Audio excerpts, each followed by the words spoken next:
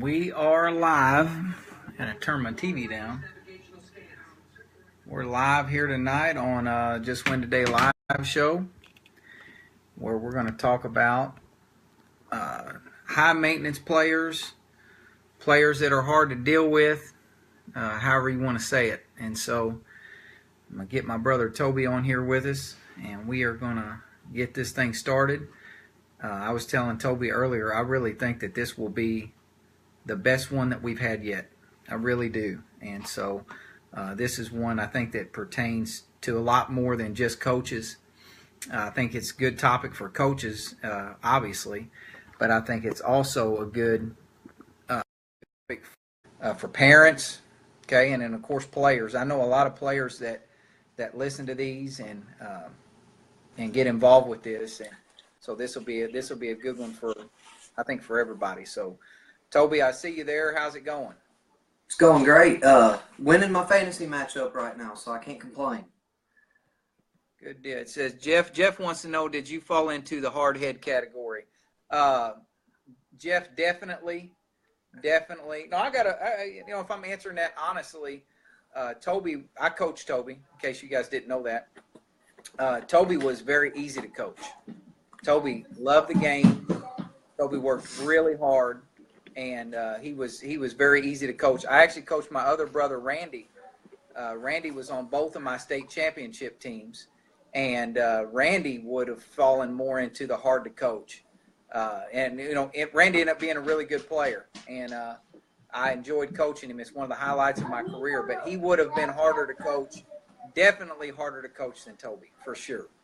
And yeah, so I remember being on the sideline sometimes feeling sorry for Randy.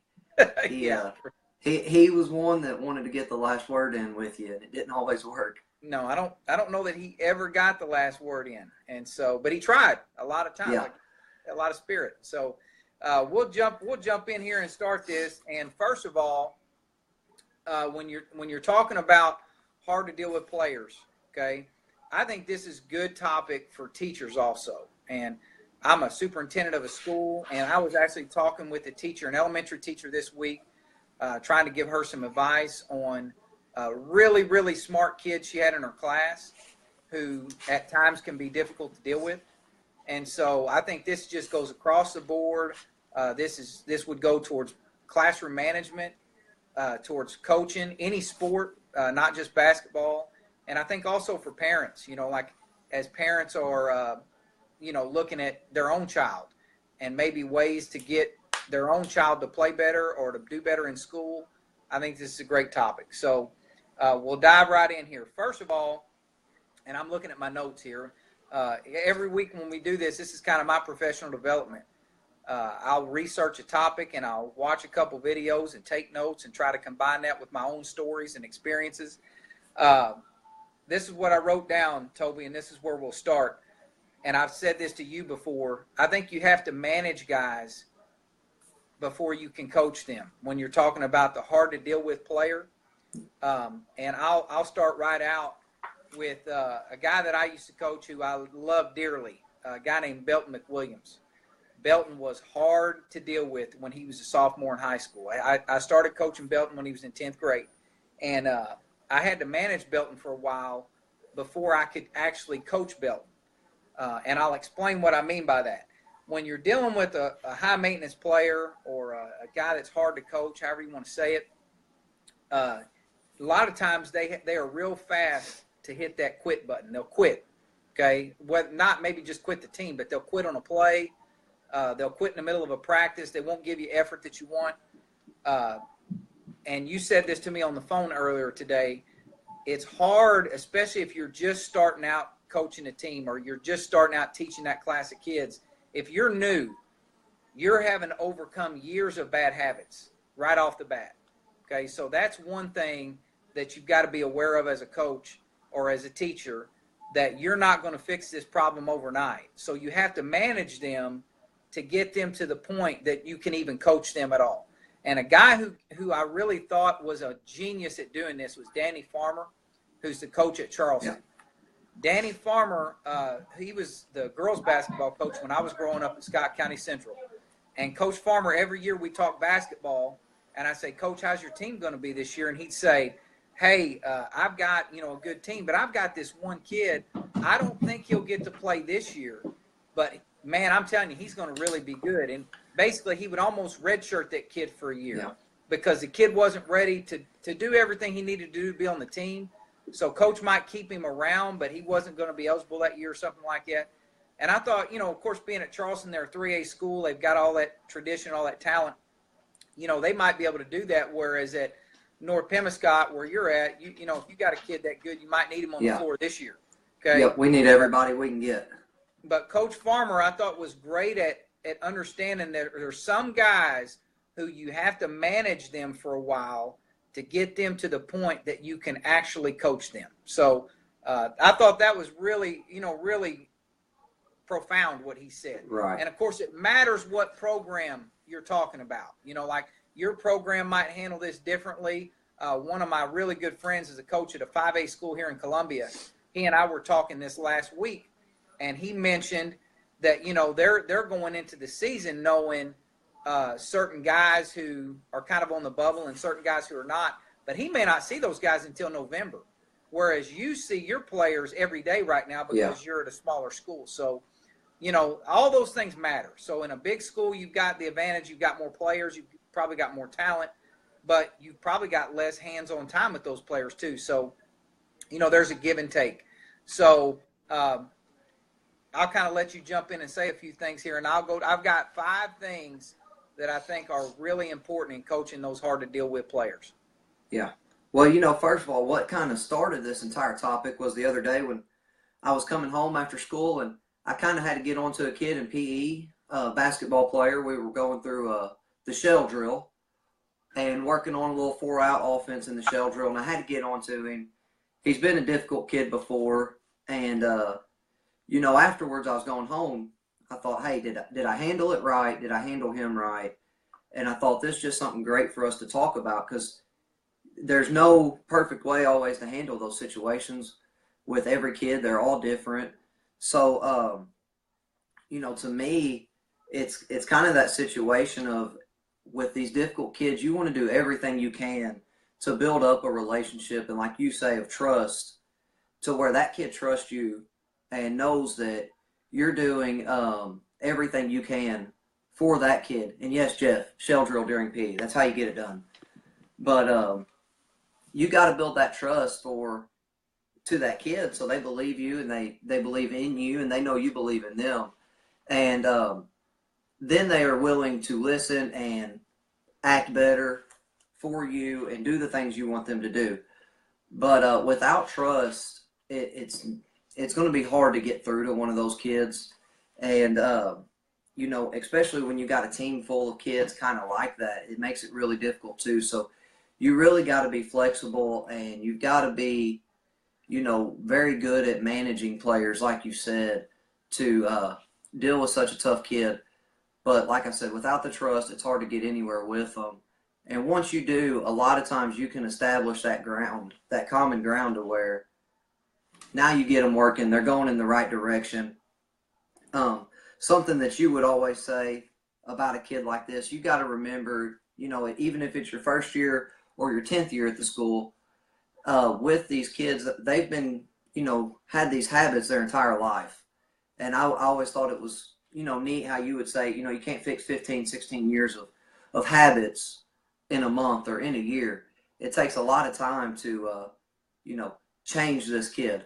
They're not going to change overnight. So you got to be flexible. You've got to be patient as a coach, and you just got to keep working with them as much as possible to get them to go the right way. Yeah, well, I'm just glad that you listened to something that I said. So it was the only thing. That's a first. But no, that's a great point. And another thing you and I were talking about off the air was, Ronnie Cookson used to always say this to me, and I've said this to you. It takes a really good coach to coach a guy like Belton. Belton was hard to deal with as a young kid. And, I'm using Belton as an example because, ironically, Belton came back and talked to my team years after he graduated and said that about himself. So I love Belton, and I'm not talking behind his back here. Of course, we're on Facebook Live. Nothing's behind his back. But Belton was hard to deal with. But Coach Cookson used to say, anybody can coach Toby Heeb, or anybody can coach Dom Johnson, or, the guys that just love it and want to play. It takes a really good coach to be able to be patient with this guy, to work with this guy. It takes a really good coach. And so that's what you have to remember, that when you're dealing with a hard to deal with player. So here are my points on dealing with the guy. First of all, why is he hard to coach? Okay, he's hard to coach because of two reasons. One, he's afraid to fail. Okay, so he masks that fear of failure by being cool. He's too cool to care, like my friend Chris Neff used to say when we coached together. Yeah. Some guys are too cool to care, or they have those built-in excuses. They're ready-made excuses. It was a bad call. The referee didn't call it, or man, coach is tripping, or man, somebody else's fault. Won't pass the ball to me, whatever. They've got their excuses. And so that kind of leads to the other point. They don't handle high-stress situations well. They don't handle being criticized by the coach. They don't handle failure well. They don't handle adversity well. Because going back to Belton, even when he was young, Belton was fun to coach when we were winning by a lot or when he was playing great. Everybody is going to be fun to coach when times are good. The guys that are hard to coach, they're going to be hard to coach when things get tough. And so what you have to do is set yourself up to be successful when things start to get hard. And so here's the things that I said. You need to set the tone, ahead of time. And I don't mean just with your team. Like if that guy's going to be hard to deal with, and I'll get back to Belton in a minute, to where Belton became easy to coach, was you need to sit down with that kid and really be clear with what your expectations are going to be, going into the season. And you got to do that by building trust. And when Belton got easy to coach for me was his junior year, when, we had kind of butted heads for a while. And then I finally said to Belton, do you want to win? Belton said, yeah, coach, of course I want to win. And I said, well, I want to win too. And then I said, Belton, do you want to be good? He said, yeah, coach, I want to be good. I said, well, nobody wants you to be as good as I do. I mean, because if you're good, then my team's going to be better. Yeah. So if you want to be good and I want you to be good, and you want to win and I want to win, we want the same things. What are we arguing about? And it kind of let him start to take criticism better, because he took it as that criticism was now attention. That criticism was now me trying to help him instead of me, like I'm picking on him. And so once he trusted me, he let me coach him. He became a really good player. And like I said, we're still, close to this day. So, but with Belton, what I did, and this is my third point, you have to think about what specific behavior that player has do you want to fix, okay? Because when guys are hard to coach, it could be different things. With Belton, he reacted really poorly to his own negative play, like if he had a turnover or he missed a shot. And all of a sudden, because he reacted poorly to that, he started to point the finger at everybody else like, well, yeah, I missed a shot, but coach so-and-so just missed a shot. You didn't say anything to him. Or, yeah, I turned it over, but he just turned it over. You didn't say anything to him.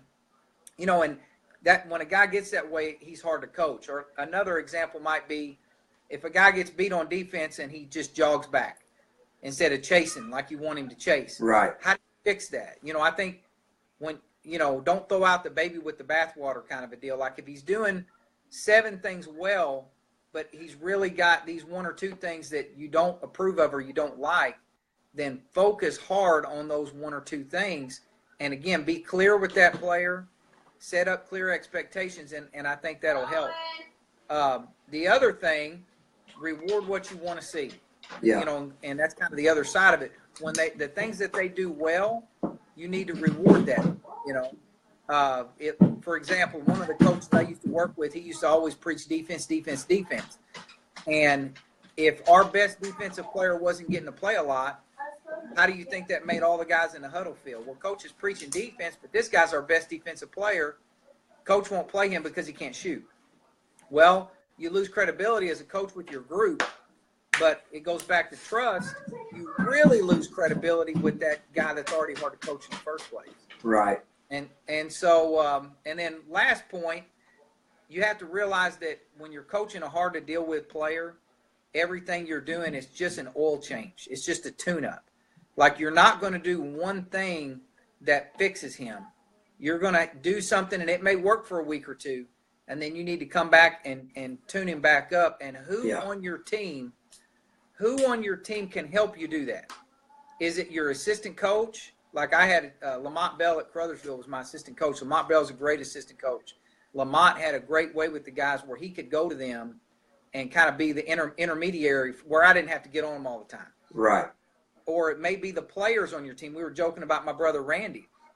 Randy could be hard to deal with for me, but I had Dom Johnson and Tyler Victor and those other guys who Dom could talk to Randy so I didn't have to, you know. And it was always kind of a way, you know, maybe it was getting a drink in the locker room. Maybe it was when they're running line drills and Dom might whisper something to him. But who on your team can help you deal with that guy who's hard to deal with? And that's kind of the broader point. How patient is your team going to be with you as a coach dealing with that guy? And you told a story about one of your teammates in high school. We won't say his name on here, but, you know, where Coach Cookson basically came to you guys and said, how do you guys want me to handle this? You know, and gave you guys a lot of say-so, where if your team is running out of patience with that guy, I think you have to pay attention to that as a coach. But if you've got a really strong team and they're really close, they may say to you, Coach, we know he's hard to deal with. You keep doing it. We're not, you know, we're not mad at you. We know not letting it affect us in a negative way.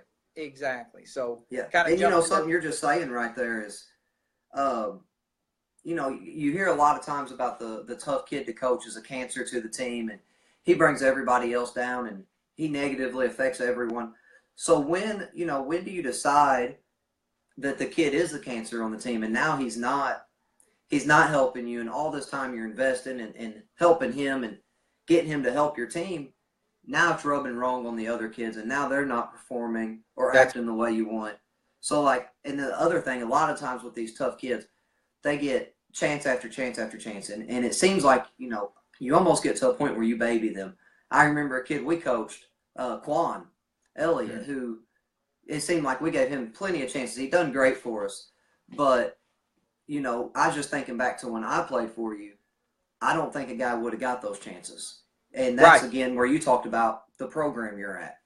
Right. We needed Quan in a way, and we wanted to help Quan to get to that level. So we worked with him, and we were flexible, like I said. But when is it to the point that, you know, how many chances is enough? When is it too many chances that now, you know, it seems like we're bending over backwards? And if the kid's an investment, you're getting no return on the investment after so many chances.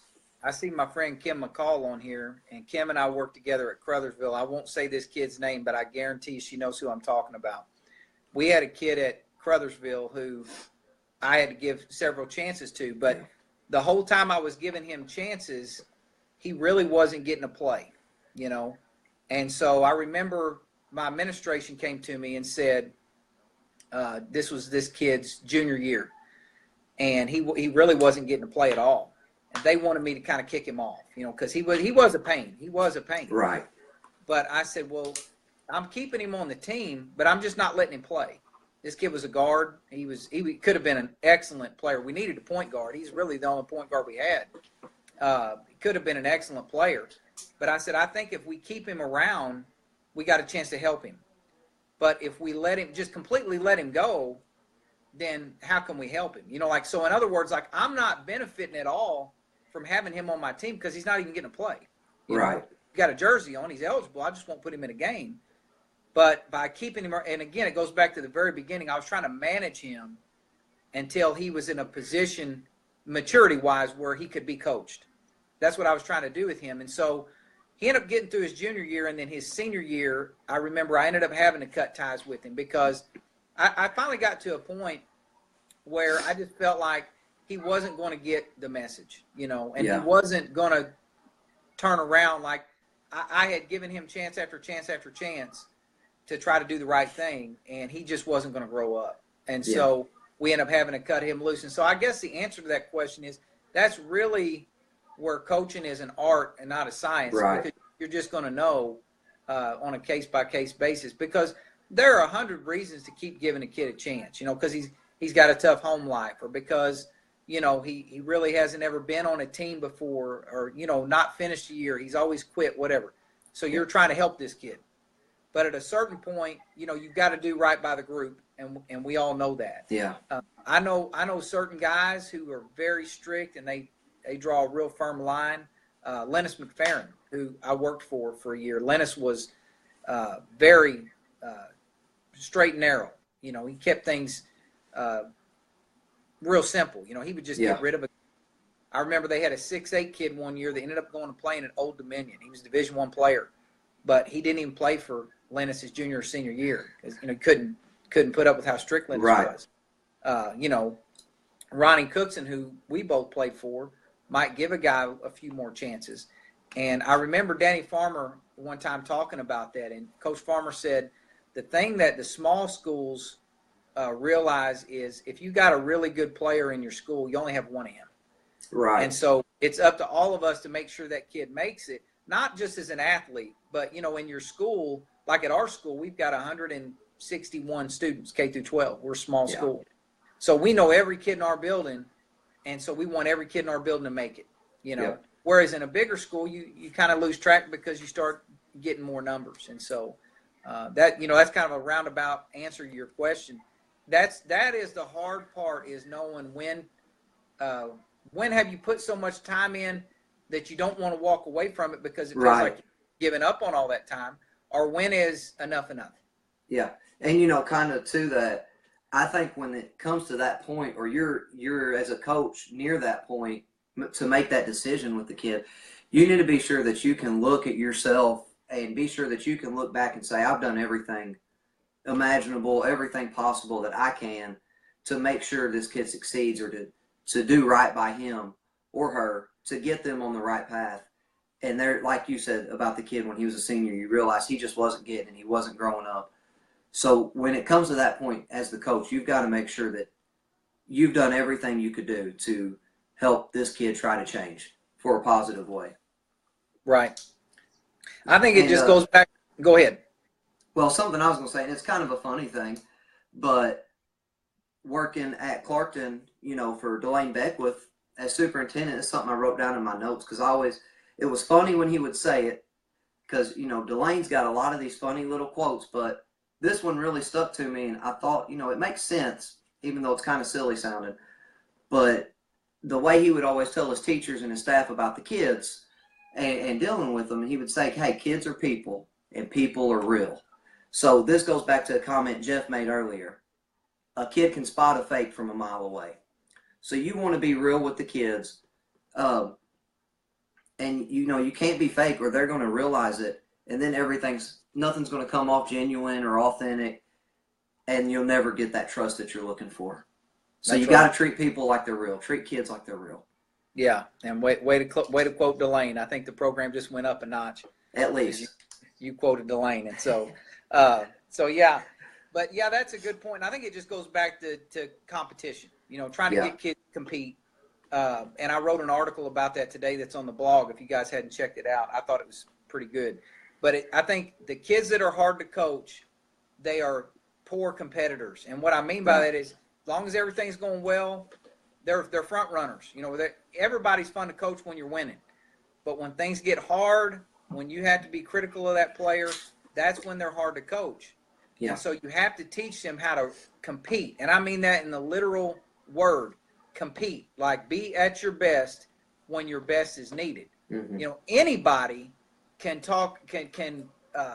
be at their best against the worst team on your schedule. And so, and Jeff, the answer to that is no. The answer is no. And so, but be at your best when your best is needed. And that's what you have to teach kids to do.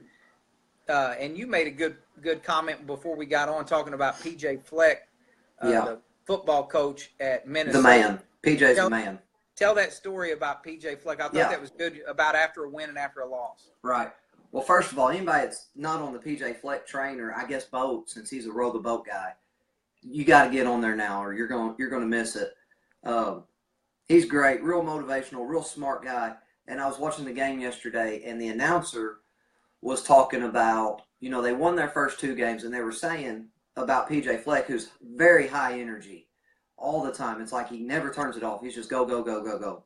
And they said after a win, he never gets too high. He never, praises the kids for winning or, just goes on and on about what a great job they done, which I thought, that's the way you and Coach Cookson and everybody else taught me.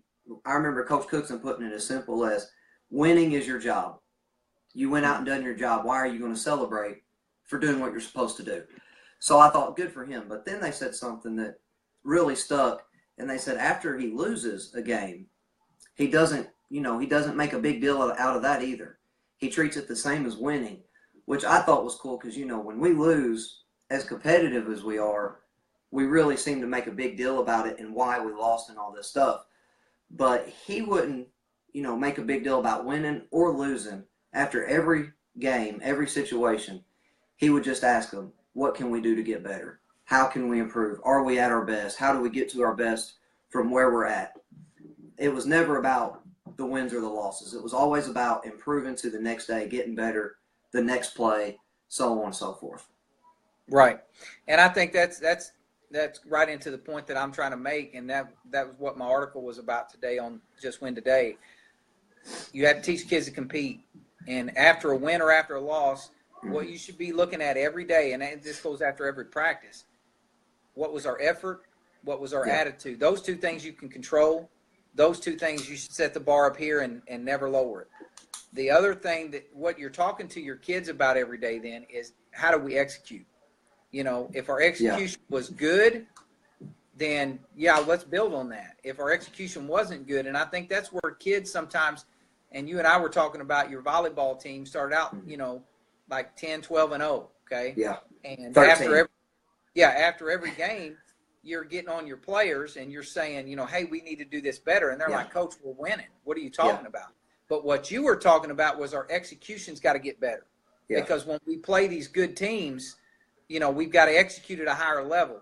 And if we don't, we're going to get beat. Where you could go out and lose a game against somebody that's just way, way more talented than you, and you could have played really hard and had a great attitude and executed at a really high level. Yeah. They were just better than you, and you can take that as a positive and build on it. Yeah. And so that's the things that we're talking about. When we talk about hard to deal with players, I'll tell a story real quick. I mentioned earlier about who on your team can help you deal with these guys that are hard to deal with, okay? And I see Trey Porter just jumped on here and is watching it, coaching football in St. Louis now. So maybe this will resonate with him. But I had a team one year that was a good team, and the guy that was our captain, he was a senior. He came to me after practice one day. His kid's name was Jason Rampant. Jason came to me, a great kid, great guy to coach. And he said, he came in the office, he closed the door. He said, Coach, I need to talk to you. And he said, Coach, we've just got a little dissension on the team. We've got, guys aren't taking stuff as serious as they need to. And he was kind of filling me in on things that were going on that a coach would never see, that a coach would never hear, like things at the water fountain or things in the back of the line when you don't hear what they're saying to each other. And Jason was telling me, about a group of guys, but we picked one guy out in particular, a guy named Brent Thompson, who was another senior, who Brent was going to help us if we were going to win the state title. We needed Brent. And so Jason was like, man, we got to get this guy, this guy, this guy. And I said, well, okay, Jason, let's do this. Because I can't call guys out for what I don't hear. So you do this for me. Tomorrow in practice, when this happens, I want you to blow up and make a big deal out of it. Just start going crazy. And Jason's like, really? Because, I don't allow that. I don't allow guys to tell each other what to do. And I said, yeah, I want you to blow up, and I want you to just make a big deal out of this. And then what I'm going to do is I'm going to throw you both out of practice. And you know the rule, if I throw you out of practice, you can't come back until you come and talk to me. Yeah. So the next day at practice, some little piddly things happens. Jason starts arguing with a couple guys in practice, just makes a big ruckus in the middle of practice. So I throw Jason and Brent and one other guy out of practice, throw them out. But then what that did was it forced us all to sit down and have a conversation together to where we could squash it. And from that point on, I think that team finished the year going like 13-0. They won their last 13 games or something like that. And they won the state championship. So, and I give a lot of the credit for that to Jason, one of the guys on the team who had the guts and a leadership capability Yep. to, first of all, come and talk to me, but then second of all, to go out and do that Yeah. the next in practice. And I've never told that story. I don't think I've ever even told you No, that today story. was the first time. And so To me, that's if you watch the movie Remember the Titans, that's the Gary Bertier moment where he goes to Coach Boone, and he says, his best friend is not meshing with everybody. Right. And Right. he said, my rule. You're the captain. You've got to take his jersey. So that's kind of what took place there, was a player taking ownership of something that was, taking the team on a downward slope and using it in a way to get everybody to come together. And I think you have to be real careful, and my philosophy on that. You have to be real careful about letting kids tell each other what to do. I think coaches at the high school level, I think coaches do that way too much, and I think it's a huge mistake to think that 15, 16, 17-year-olds can tell each other what to do. They can't. Like we think about leadership and everything. Those guys we see on TV are grown men. You can't expect high school kids to tell each other what to do, or junior high kids. That's ridiculous, But and those guys on TV have played thousands and thousands of games and exactly. a whole bunch of practices, and they just know more. Exactly. But I do think that was one case where we did that as kind of a controlled experiment, and it could have backfired, but it didn't. So that means that I was right, since it worked. Well, I think it's something that Logan Nutt said on here when we had him on, making enough crazy predictions, or he said it's something like that, makes you a smart man. So that one crazy one made you look smart. Yeah, when you're right, it makes you look good. So yeah. But I think this is a good topic again for teachers.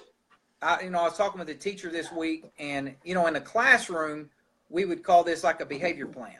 We would come up with a behavior plan for a kid, and we would sit down and we would write out, if he does these things well, we're going to reward him. If he does these things, here's what the consequence is going to be. So everything would be laid out, and it would be communicated ahead of time. Here's the classroom management plan for this student. I think as a coach, if you can operate from that mentality with a player who is going to be hard to coach, can you sit down with him in the first place?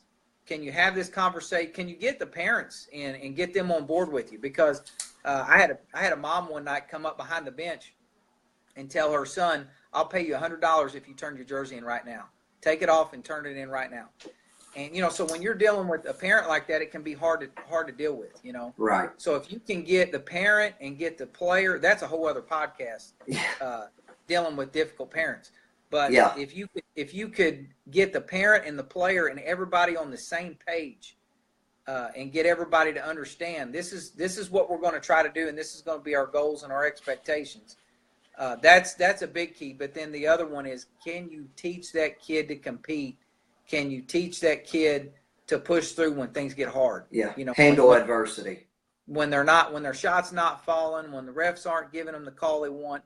That's what the whole thing is about. Yeah. And that's going to be something that translates when they graduate and they're done playing sports. Like you always say, and you said it today, they're going to go for a job interview and 20 people are going to apply. How are they going to stand out? How are they going to be the one that gets the job? What if they don't get the job? How will they bounce back? So, just dealing with that adversity and trying to help them handle it, manage, and get through it could not only make your team better, but it could help them out as they go on through life. Yeah. I mean, this is my 18th year in education, and in 18 years, I've had one guy that's, playing in the NBA, and most guys don't have any guy that, so the rest of us just grow up and get jobs and pay bills. So when, how are you teaching them to become adults? Yeah. I think the best way to teach a kid to become a productive adult is to teach them to compete. I mean, really compete. Really, are they trying as hard as they can try when it's hard? Yeah. No excuses, because all of those things, like you're saying, exist in the real world. Favoritism and nepotism and racism and all the isms exist. But bottom line, if that job opens up and there's 20 people that apply for it, what's going to separate you from everybody else? You have to learn to compete when you're younger, Right. And that's the best thing we can teach kids. One more, I know we're getting short on time, but that I wanted to mention about handling the difficult, tough players And you talked about it, and I just wanted to highlight it, where you had the rule, you kick a kid out, he's got to come talk to you before the next practice.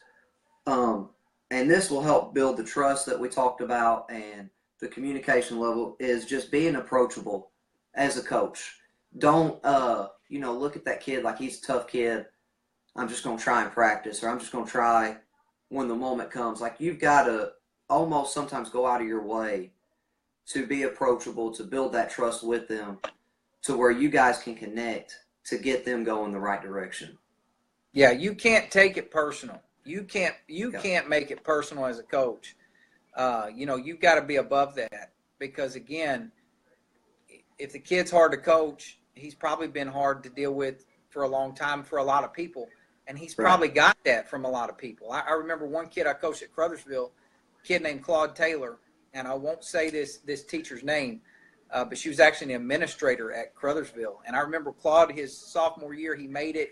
He was on the team. He got all his grades right and everything. And he played a game one night, and the next day at school, this person said to me, I was kind of glad to see Claude out there. And I'll never forget her saying that. I was kind of glad to see him. And so it's like, basically, even though the kid was doing right, there were people that still holding it against him because of what he had done when he was in 7th grade, 8th grade, 9th grade, Right. And so you're dealing with that as a coach. You're having to overcome a lot of that. You're having to overcome years of, number one, bad habits by the kid. Yep. But number two, years of bad experiences that the kid has had, and it could have been completely the kid's fault. Right. He's been in trouble. He's deserved to be in trouble. But no matter, he's got a conditioned response to being in trouble. I call it the blank slate theory.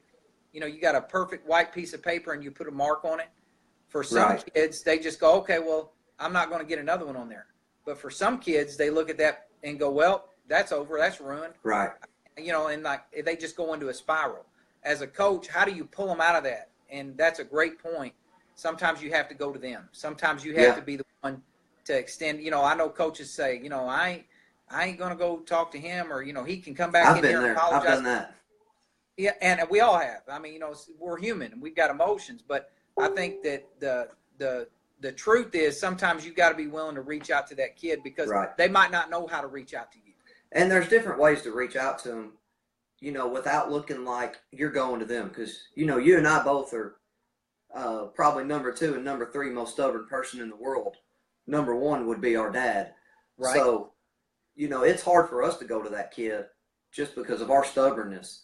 But, there's a way you can go to them and make it look like you're not going to them to handle a situation. So, like I said, just be approachable, find ways to connect with that kid to get the best out of them. Yep, and that's what it's about. And, there are times nothing will work. There are times you just got to cut bait and move on. Mm-hmm. But like we said in the beginning, any coach can do that. Really good coach will at least try to find a way to make it work. And sometimes nothing will work. That doesn't make you a bad coach per se. It just means nothing worked. And it just didn't happen. Yeah. It didn't work. But I like what you said earlier. I mean, at least you can look yourself in the mirror and know you tried everything you knew how to try. So that's what the whole point of this conversation was, to try to give ideas. Maybe somebody picked something out of one of the stories we said. Maybe somebody picked something out of one of the things we talked about that will help them with their child, whether you're a parent, or that will help them in their classroom if you're a teacher, or will help them with their basketball team, their football team. Or if anybody out there has advice, to, write it into the website or give us some feedback. Give us some feedback, and we've got a new feature on the website. If you go, there's a way you can share ideas. You can send in a video, a picture, a quote, just one click from the website, and you can share your team's drill, or just anything you can think of that might help somebody else or inspire somebody else. So I think this was a good one, Tobe. Yeah, for sure. Yeah, everybody be sure to check us out on Facebook, YouTube, Instagram, iTunes, iHeartRadio. Where are we at? Everywhere. Just look us up. We're at YouTube, Facebook, Twitter. We're out there. Yeah. We're out there. So if you can't find us, it's not because we're not approachable. That's right. That's right. We're being approachable. Yeah. Well, you guys get back in the gym tomorrow. I know you're in the middle of volleyball season, so get back in there and try to pick up another dub. Yep, that's the plan. JWT. JWT. I'll talk to you later.